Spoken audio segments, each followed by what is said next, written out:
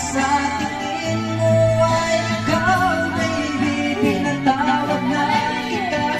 At kung ako ang dahilan ng ating pagkakalayo, baby ko, patawarin